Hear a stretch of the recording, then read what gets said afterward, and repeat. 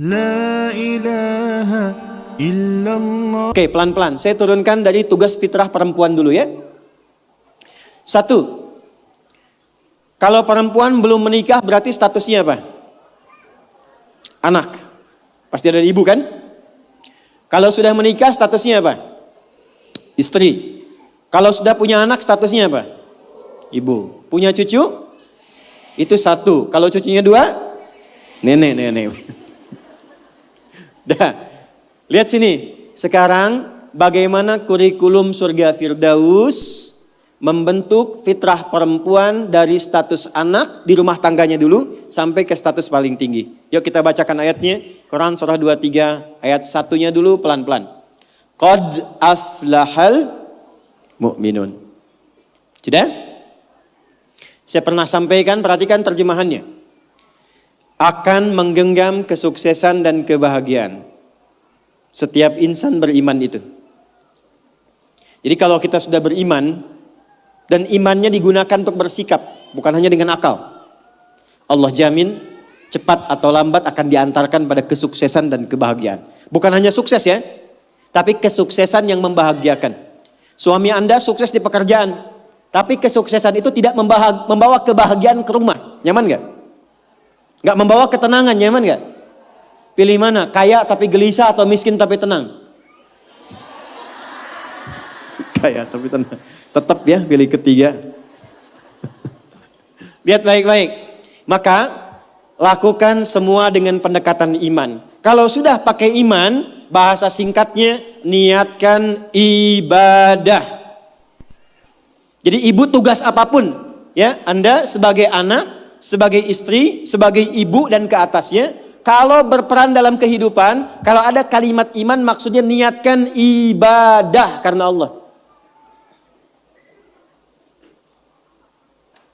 Maaf dengan kalimat ini. Ibu merawat anak. Memandikan, menyekolahkan, menyayangi, memeluk sebelum tidur. Saya tanya, itu karena sayang, karena cinta, atau karena ibadah? Masa? Kalau ibadah itu pasti karena Allah. Kalau iman pasti karena Allah. Alladzina yu'minuna bil ghaib. Ini ada saya lihat anak-anak dia. Ibu tuh merawat, menggendong, mendidik dan sebagainya kepada anak. Karena sayang atau karena Allah? Apa standarnya? Standarnya ketika kita mengerjakan semua karena Allah, maka ukurannya semua yang dikerjakan akan dipastikan sesuai dengan ketentuan Allah. Di mana disekolahkan anak ibu? Jangan-jangan Anda mengatakan saya mendidik karena Allah, tapi Anda sekolahkan di tempat yang tidak pernah mengenal Allah. Di sekolahnya nggak ada pelajaran sholat, nggak ada baca Quran.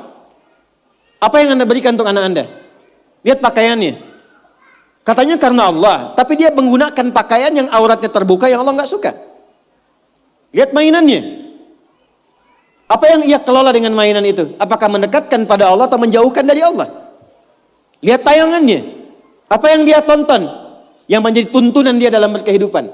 Kalau ada anak kata-katanya kotor, ada anak perilakunya menyimpang, yang pertama dilakukan jangan dulu pojokkan dan marahi anaknya, kembalikan kepada sikap orang tuanya.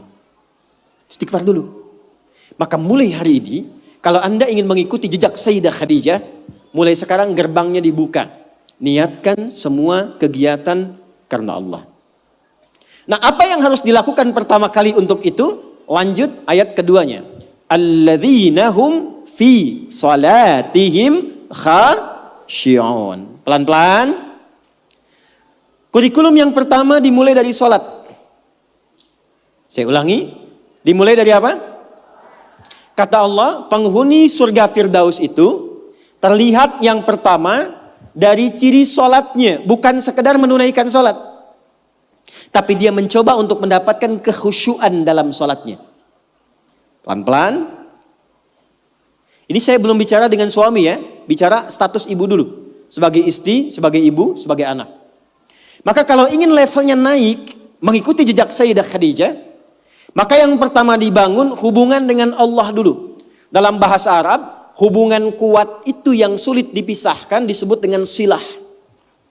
Ibu pernah dengar silaturahmi? Silaturahim. Kenapa disebut silaturahim? Maksudnya hubungan perhatian yang kuat, yang saat berpisah pun masih ingat, masih mendoakan, masih mengenal. Di silaturahim yang sukses itu bukan Anda ketemu, Anda nyapa, bukan. Kalau Anda nyapa orangnya ada, wajar. Tapi kalau Anda berpisah masih ingat teman, masih didoakan, masih disupport, itulah silaturahim. Nah, ibadah yang melatih kita terhubung kuat dengan Allah, sehingga dimanapun tersambung dan dijaga oleh Allah, itu disebut dengan sholat namanya. Maka ketika diminta untuk sholat, sebetulnya itu ibadah personal yang Allah inginkan untuk merubah perilaku kita dan pribadi kita supaya lebih dekat dengan Allah. Makanya panggilannya itu bukan panggilan beban, Bu.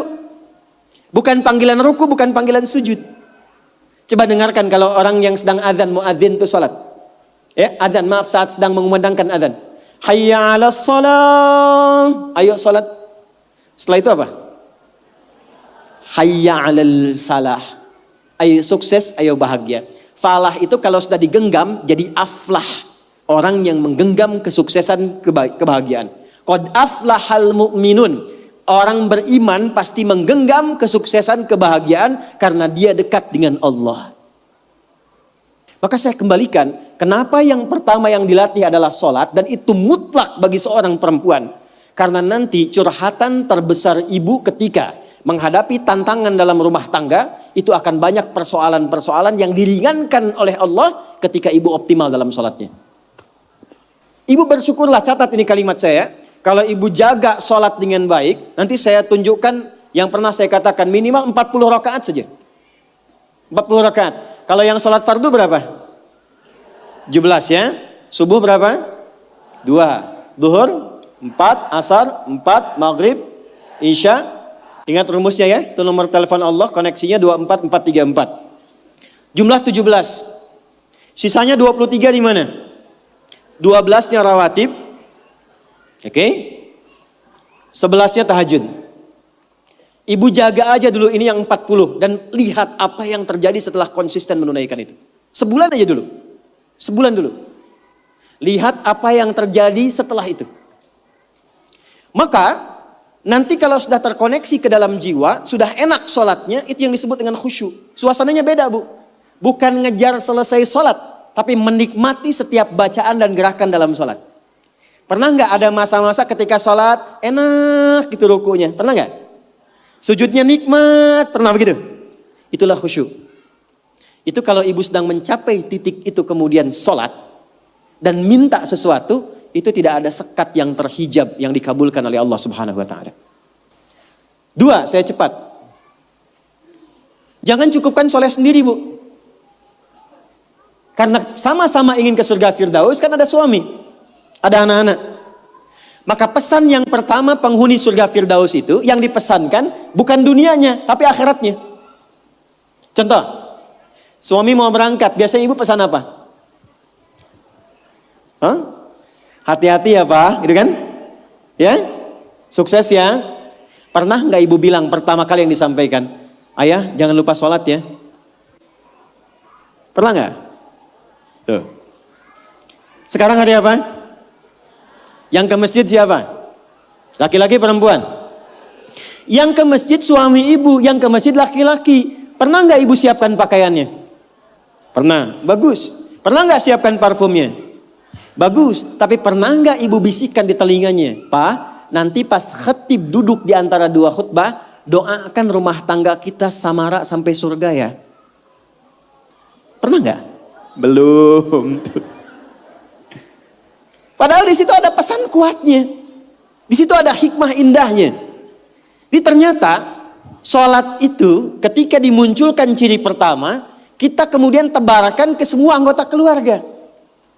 Bu, kalau cuman hafal waktu sholat, itu iman standar. Surganya standar. Penghuni surga Firdaus, dia menyiapkan sebelum waktunya. Oleh karena itu pulang dari sini, jangan sampai di rumah nggak ada jadwal sholat, Bu. Print out, bikin. Saya suka tempelkan di dinding rumah, di kamar, kadang-kadang di meja makan, sehingga begitu yang terlihat sebelum nunggu menu makan, waktu sholat. Jelas? Oke. 2, Walladzina hum 'anil lagwi mu'ridun. Agak cepat. Kita nanti akan bahas 3 saja. Walladzina hum, orang-orang yang menginginkan surga Firdaus itu, 'anil lagwi, dari hal yang tidak penting, yang tidak ada manfaatnya, mu'ridun, dia hindari. Saya ulang ya. Dari segala hal yang tidak bermanfaat, dia menghindarkan diri dari segala yang tidak penting. Jadi penghuni surga Firdaus itu orientasinya yang bermanfaat saja. Yang penting apa? Kalau ada pertemuan, manfaat gak? Penting gak? Ada kumpul-kumpul, penting gak? Ada pengajiannya bermanfaat atau cuman kumpul-kumpul datang saja? Penghuni surga Firdaus, dia petakan semua kegiatannya dalam frame segala yang bermanfaat, segala yang penting saja. Sekarang mulai ibu evaluasi, bawa ke rumah. Dari ujung kepala sampai dengan ujung kaki. Mohon maaf sekali, pelan-pelan. Mohon maaf sekali. Cek ya. Cek. Coba agenda selama ini yang sudah dilakukan. Berapa kali lisan berkata yang tidak baik? Mata melihat yang tidak baik. Ibu punya agenda perkumpulan di mana saja? Anak-anak ditempatkan di tempat ngumpul di mana saja? Cek evaluasi semua, termasuk aktivitas suami, kira-kira bermanfaat gak untuk kehidupan? Dudukan semua itu, kemudian telaahi dengan baik, bikin kurikulum, maka mulai belajar, misalnya ambil target per bulan. Latihan dari lisan dulu. Sepakat semua keluarga. Pak, anak-anak, kita sebulan latihan berkata yang baik-baik ya. Kalau ada nggak sepakat, katakan dengan cara yang baik. Kalau melihat ingin bertutur, katakan dengan cara yang benar. Yang tak bermanfaat, jauhi. Sekarang coba, ketika ibu bertemu dengan teman, bikin pengajian, bikin tempat kumpul, kalau ingin masuk ke dalam golongan surga Firdaus, pastikan bukan hanya profesinya. Semua apa yang dikerjakan, nilainya berada pada nilai kebaikan. 3, agak cepat. Walladzina hum lizzakati fa'ilun. Ternyata penghuni surga Firdaus juga gemar berzakat. Gemar apa? Baik, zakat itu berapa persen dari harta? 2,5 minimalnya. Bisa nggak berzakat kalau nggak ada uangnya? Hah? Berarti perintah berzakat sekaligus perintah untuk mencari materi kan? Supaya bisa zakat kan?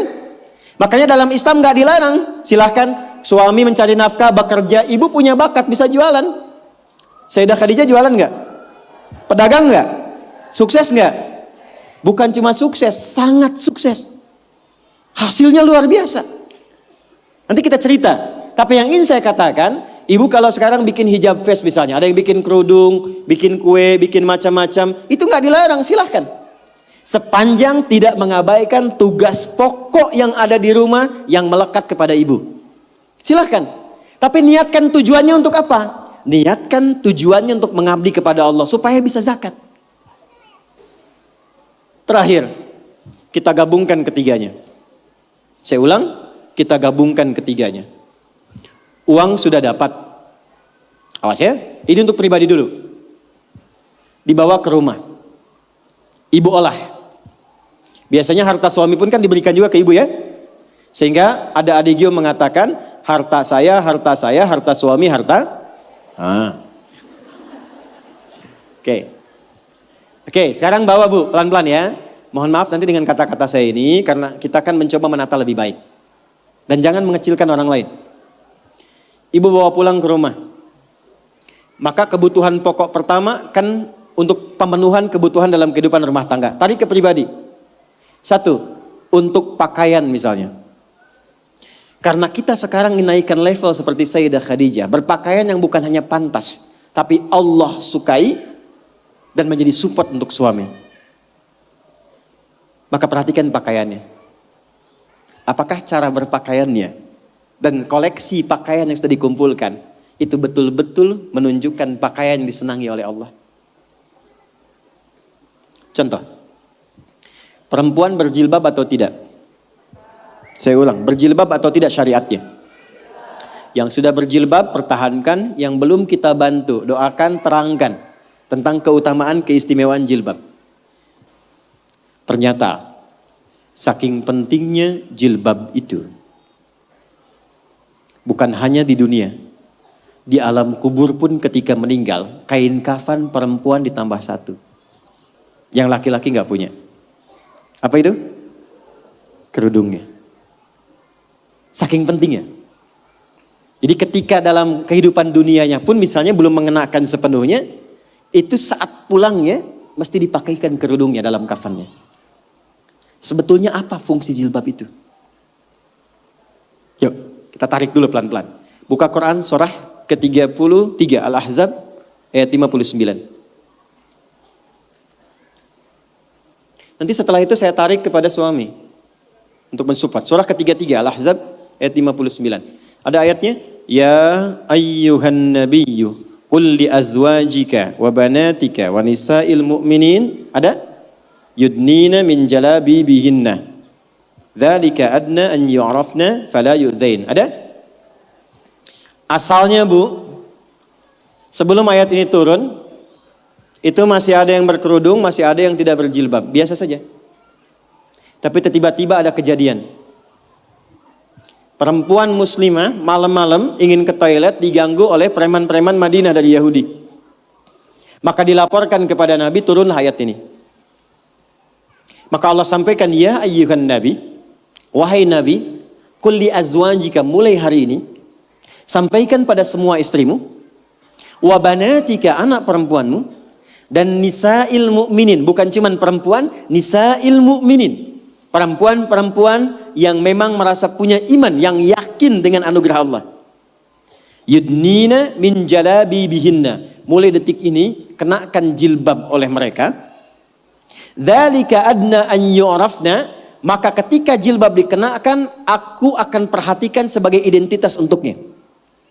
Di identitas ibu sebagai perempuan di hadapan Allah itu salah satunya ketika ibu mengenakan jilbab yang dikenakan itu dengan model apapun.